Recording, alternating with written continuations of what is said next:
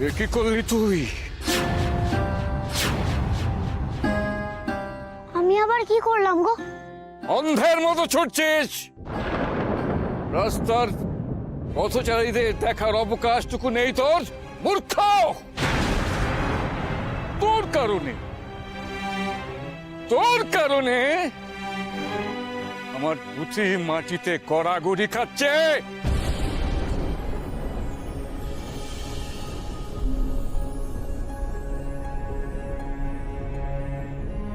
ও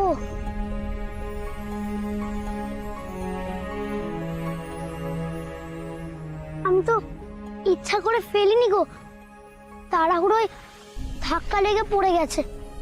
রাস্তায় চলার নিয়ম সম্পর্কে তুই অবগত নস? তোর জন্য আমার এই বিদ্যা, আমার এই পুঁথি মাটিতে গড়াগড়ি খাচ্ছিল। বিদ্যার দাম তুই কি করে জানবি রে মূর্খ? দেখো, আমি নিজের ভুল নিজে স্বীকার করছি, কিন্তু বারবার আমাকে মূর্খ বলে নিজের জ্ঞান জাহির করো না তো বাবু। এখন আমাকে যেতে হবে। কি? এইটুকু ছেলে মুখে এত বড় বড় কথা? বড় বড় কথা তো তখন থেকে তুমি আমাকে বলছো। এখন আমাকে যেতে হবে, আমার তাড়া আছে। যেতে হবে? তুই যে অন্যায় করেছিস তার জন্য ক্ষমা না আছে তুই পারবি ভেবেছিস?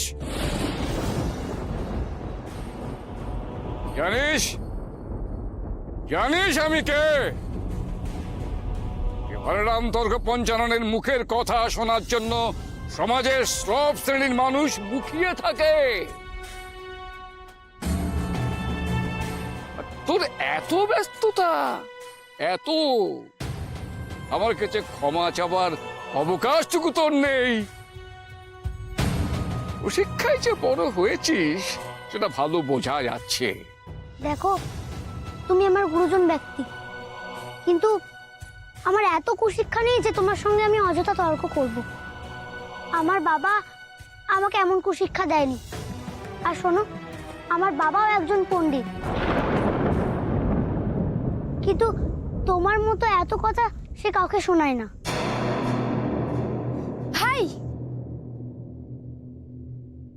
কেন এত কথা বাড়াচ্ছিস বলতো? দাঁড়াও।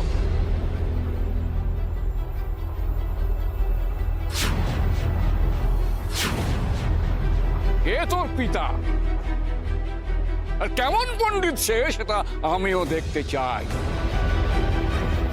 আমার সঙ্গে কোনো টুলো পণ্ডিতের তুলনা করার আগে তোর জানা উচিত ছিল মূর্খ যে আমি কে। দেখো, আমাকে তুমি অনেকক্ষণ ধরে খারাপ খারাপ কথা বলেছো, আমি মেনে নিয়েছি, কিন্তু আমার বাবা সম্পর্কে তুমি খারাপ খারাপ কথা বললে আমি কিন্তু মেনে নেব না, বলে দিলাম।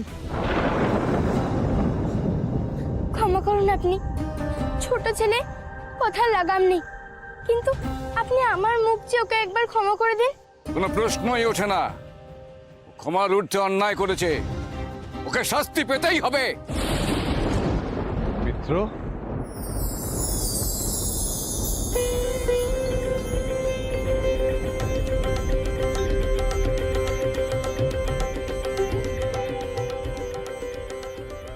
আমি সত্যি দেখছি পণ্ডিত হরেরাম তর্ক পঞ্চানন স্বয়ং আমার সামনে।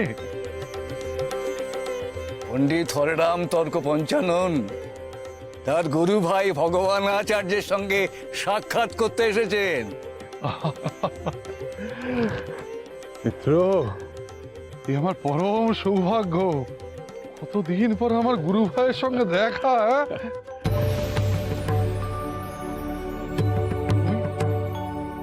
তোরা এখানে কি করছিস?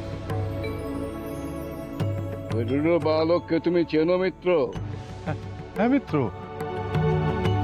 ও হলো লোকনাথ, রামনারায়ণ ঘোষালের কনিষ্ঠ পুত্র। অতি সজ্জন ও পণ্ডিত ব্যক্তি ওর পিতা। সে হতেই পারে, ছেলেকে শিক্ষাদানের ব্যাপারে যথেষ্ট উদাসীনতা আছে, এই ব্যাপারে আমি নিঃসন্দেহ।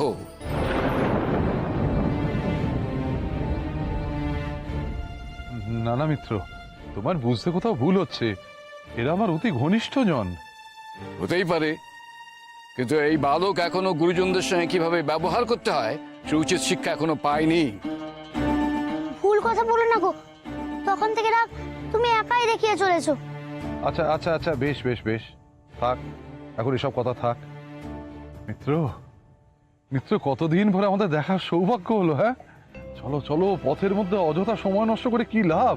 চলো চলো, আমার আতিথ্য গ্রহণ করো, অনেক আলোচনা বাকি আছে তো। হ্যাঁ, চল চল চলো চলো, এসো এসো এসো।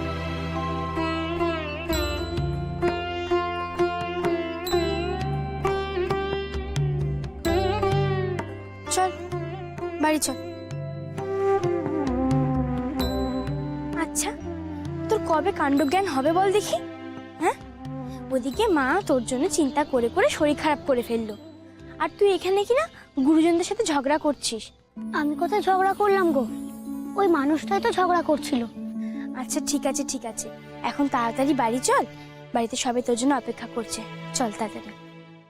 কালীঘাট লোকনাথ, এটাই তোর বাড়ি লোকনাথ।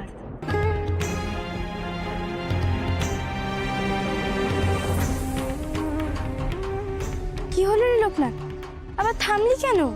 চল তাড়াতাড়ি বাড়ি চল। আমার আমার বাড়ি তো কালীঘাট গো। সে বাড়ি আমি নিজে দেখেছি, শুধু সেখানে যাওয়ার পথটাই জানা হলো না। আবার এসব কি শুরু করলি বলতো? সত্যি বলছি গো অন্য দিদি, আমি তো ওই পথ জানার জন্য অম্বিকা মায়ের পিছু ধাওয়া করেছিলাম। তুই জানিস শুনি কোথায়? না গো, গুরুদেবের ঘরে আগে ছিল, কিন্তু এখন আর নেই। তবে কোথায় খুঁজবি তাকে? আগের দিন তাকে জমিদার বাড়িতে দেখেছিলাম, যদি তিনি সেখানে থাকেন তাই তো ওখানেই যাচ্ছিলাম। আচ্ছা লোকনাথ, তুই কি সত্যি বুঝিস না তোর জন্য মা কেমন চিন্তা করে? বাবা মুখে কিছু বলতে পারেন না, কিন্তু ভেতরে ভেতরে চিন্তায় তার বয়সটাও কেমন বেড়ে চলেছে। কিন্তু আমাকে যে অনেকটা পথ পেরোতে হবে অন্য দিদি, সেই পথের হদিশও জানি না। তাই তো অম্বিকা মাকে আমি খুঁজছিলাম, তিনিই শুধুমাত্র ওই পথের হদিশ বলতে পারবেন। চুপ কর লোকনাথ, তুই পথ খুঁজছিস? কিসের পথ? আর যদি তুই চাস তবে সংসারটা আবার নতুন করে ভরে ওঠে, সে তুই নিজেও দেখেছিস। তারপর তুই খালি বাড়ি ছেড়ে চলে যাওয়ার কথা বলিস কিভাবে? তুই চলে গেলে মা আর বাঁচবে? তুই যদি আমাকে ছেড়ে যাস তাহলে তাহলে যে আমি বাঁচতে পারবো না। তার থেকে বরঞ্চ আমিও চলে যাব। আমার এই জীবন রাখার থেকে না রাখাই ভালো। মরে যাব, আমিও মরে যাব। কি করব, কি করব আমি এখন? আমার কি করা উচিত? পথ দেখাও, পথ দেখাও মা, পথ দেখাও। তুই এখন এরকম আবল তাবল বকে যাবি? চল তাড়াতাড়ি বাড়ি চল, মা ওদিকে তোর জন্য অপেক্ষা করে আছে। সে তো যাবে অন্য দিদি, তার আগে আমাকে যেতেই হবে, যেতেই হবে আমাকে। লোকনাথ, লোকনাথ! তোমার মনের অবস্থা কানা আমি বুঝি গো কমলা। কেন তোমার এমন শরীর খারাপ তাকে আমি বুঝতে পারছি না। সারাক্ষণ যদি চেলে চেলে করে এমন চিন্তা করো, শরীরটা তো এমন খারাপ করবেই।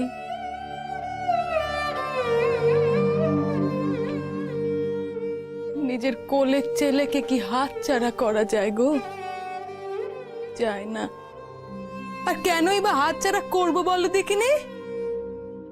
10 মাসের যন্ত্রণা কি তারা ভোগ করেছিল যে তারা ঠিক করবে যে আমার ছেলে আমার কাছে থাকবে নাকি তারা নিয়ে যাবে?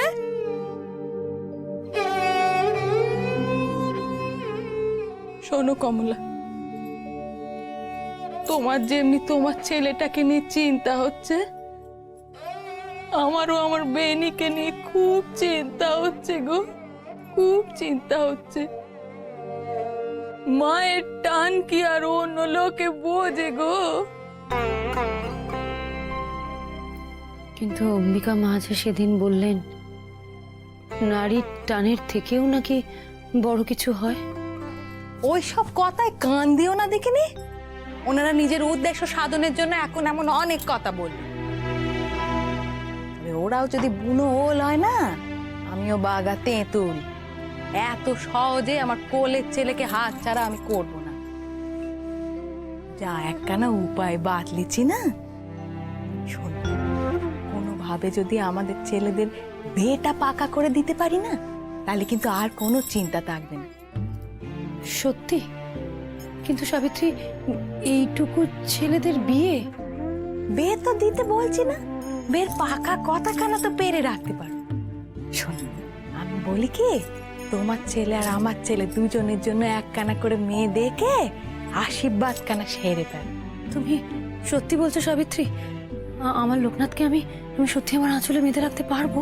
পারতে তোমায় হবে কমলা? দেখতে পাচ্ছ না কোলের ছেলে হাত ছাড়া হয়ে যাচ্ছে? আমার বাড়ি তো কালীঘাট গো। সে বাড়ি আমি নিজে দেখেছি। শোনো কমলা, তোমার বরকে বলো লোকনাথের জন্য মেয়ে খুঁজতে। একদম কুষ্টি মিলিয়ে বিয়ে দেবো দুজনে। তারপর দেখি তো কি করে গুরুদেব আর অম্বিকা মা আমাদের ছেলেদেরকে ঘরের বাইরে নিয়ে যায়। এই যে কথা কানা বললাম না, এইটা কিন্তু 5 কান করবে না, হ্যাঁ? মনে থাকবে তো? আমি যাই।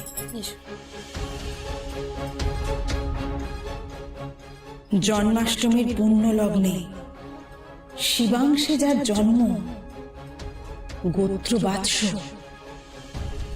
তার ললাটের লিখন প্রশস্ত রে, সংসারে কি তাকে আটে? না না, কিছুতেই না। আমার লোকনাথ আমাকে ছেড়ে কোথাও যেতে পারে না, কোথাও না, কোথাও যাবে না আমার লোকনাথ। মা, মা ওকে আটকাও মা। ওকে ছাড়া এই গ্রামের কারো দিন চলে না। ওকে যেভাবে হোক আটকাও।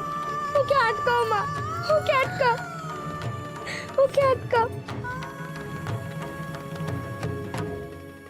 আহা, বড় আহ্লাদিত হলাম মিত্র।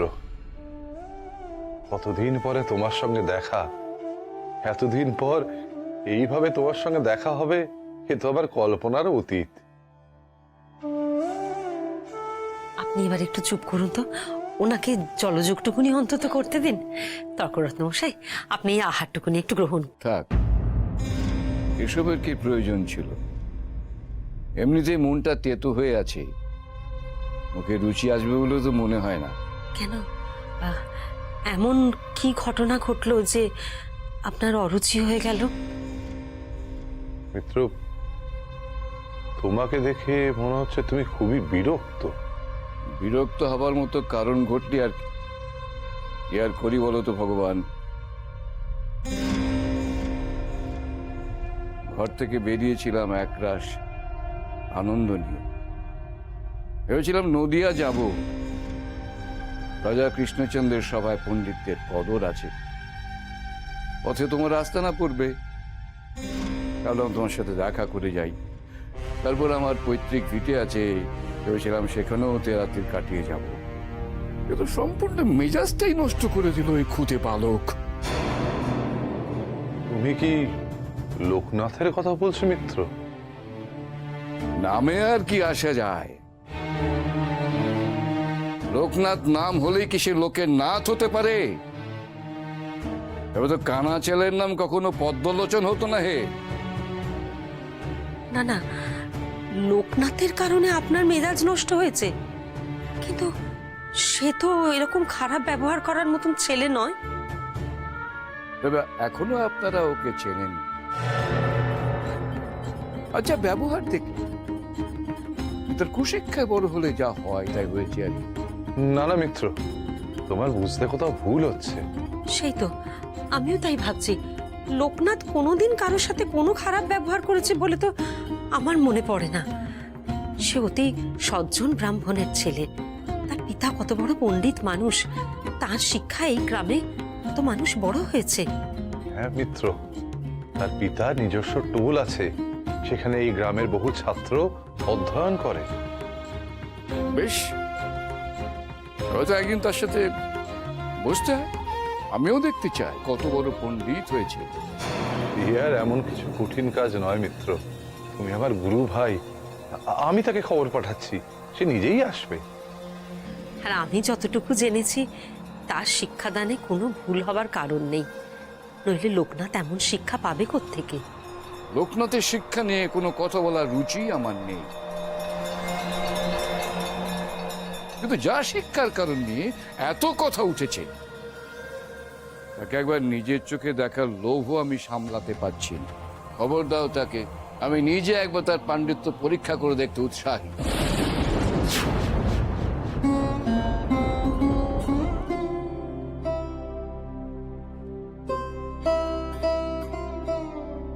হ্যাঁ গো দিদি,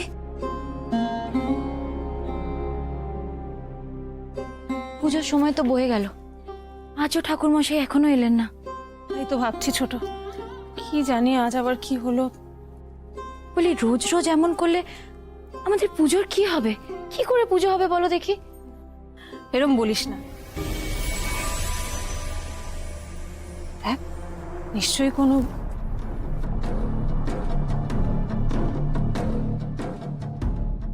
লোকনাথ, কি হয়েছে তোমার?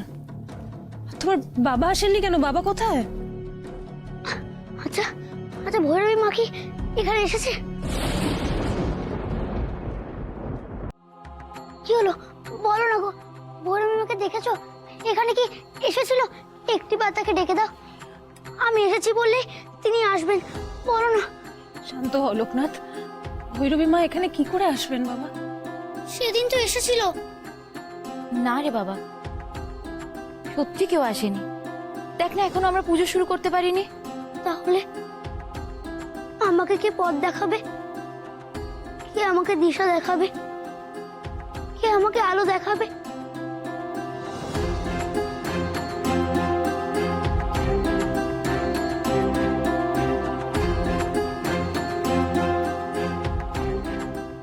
গোপাল ঠাকুর, তুমি তো আমার সখা, তাহলে তুমি আমার সাহায্য করছো না কেন? সাহায্য করো আমায়। আমি কিভাবে সেই পথ খুঁজে পাবো বলে দাও আমাকে। আমি সেখানে কিভাবে যাব যেখানে আমার মা আমায় ডাকছে? লোকনাথ, তুমি কি সত্যি তোমার বাবা মায়ের কষ্টটা একটুও বোঝো না? কেন এরকম কথা বলো? তুমি চলে গেলে ওরা কি নিয়ে থাকবেন, কি নিয়ে বাঁচবেন বলো তো? হ্যাঁ রে লোকনাথ, এ কিন্তু তোর ভারী অন্যায়। আমি কি করবো গো? আমাকে যে মা ডাকছে। আমিও তো তোকে ডাকছি লোকনাথ, দেখ আমার কোলো তো খালি, আমার কাছে আয় না বাবা।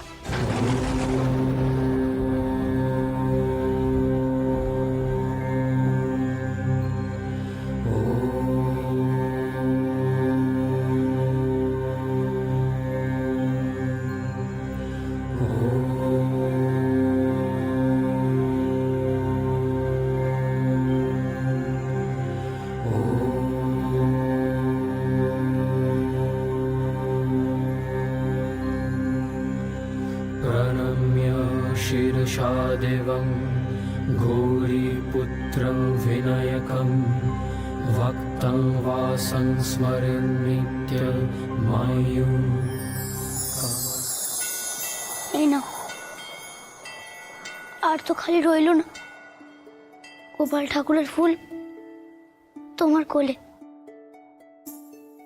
আর খালি কোথায় বলো? এ কি বলছিস তুই লোকনাথ? ঠিক বলছি গো, বড় কাকি যা চাই তাই পাবে।